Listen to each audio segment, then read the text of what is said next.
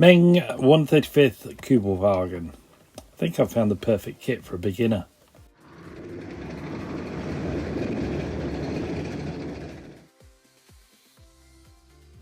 Hi everyone, welcome back to the channel, and if you're new here, it's good to have you with us.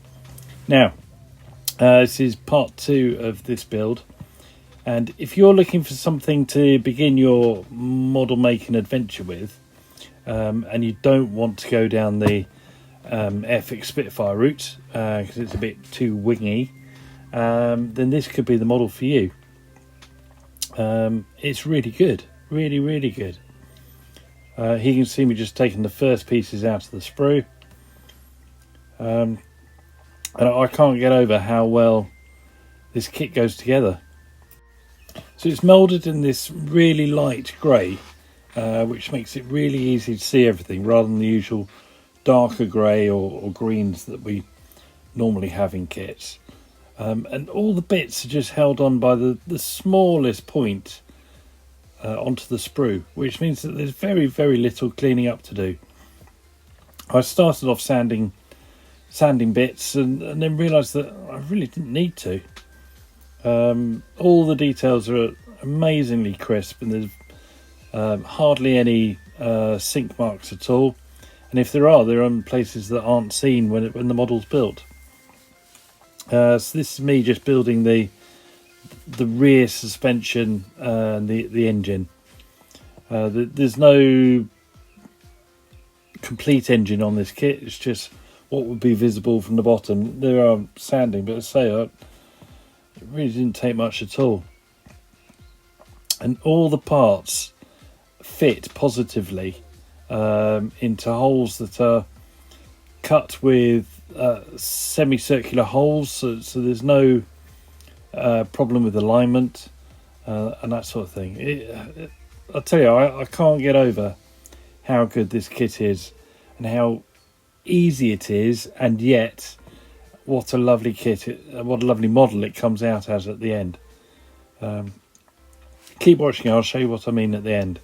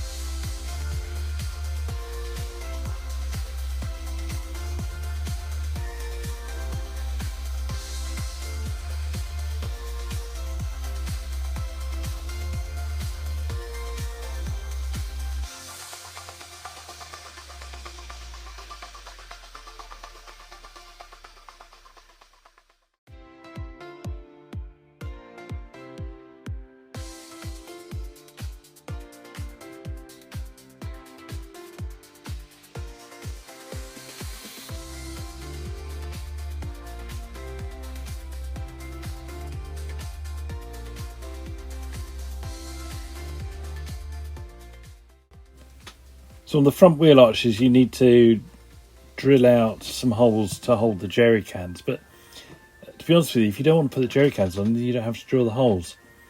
It gives you that option. But again, where you need to drill out is all partially drilled. So it's very easy to do. There are some good measurements on the instructions telling you what size drill you need. And again, the quality of the plastic just makes such a clean hole. It's really good.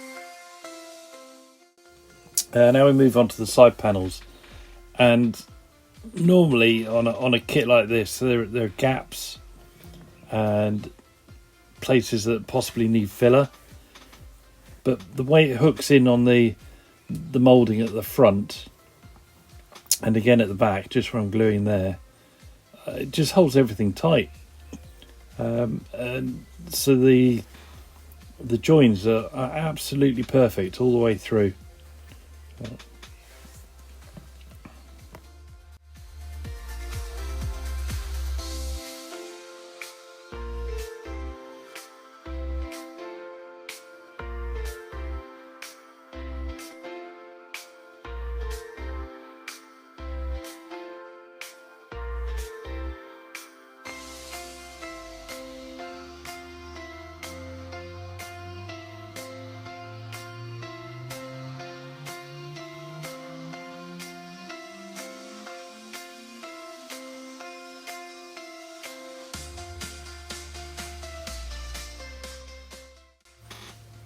This is the back bumper going on, and again there's positive holes for it to go into,